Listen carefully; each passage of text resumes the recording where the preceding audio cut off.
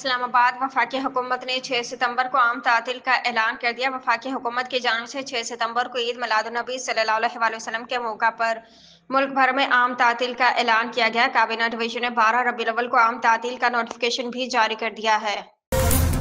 बन्नो में फतनल खवारिज के हमले में पाक फौज एफसी के 6 एहलकार शहीद हो गए। फोर्सेज की जवाबी कार्रवाई में 5 खवारिज हलाक हुए।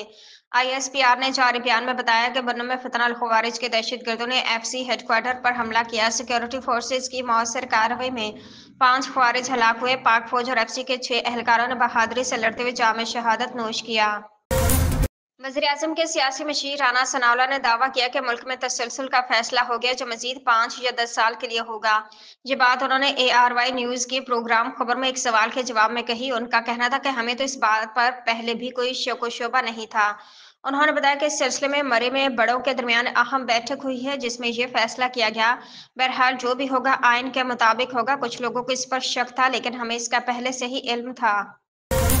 चीन के सदर शी जिनपिंग ने दुनिया को अमन का पैगाम दे दिया है। बीजिंग में फौजी परेड से खिताब में उन्होंने कहा कि इंसानियत को जंग या अमन में से किसी एक का इंतखाब करना होगा। शी जिनपिंग ने अपने खिताब में इस अज़्म का भी इजहार किया कि हम जितने भी मजबूत हो जाए कभी तोसी पसंदी का रास्ता इख्तियार नहीं करेंगे। हम कभी अपने माजी की मुसीबत को किसी दूसरे मुल्क पर आयद नहीं करेंगे।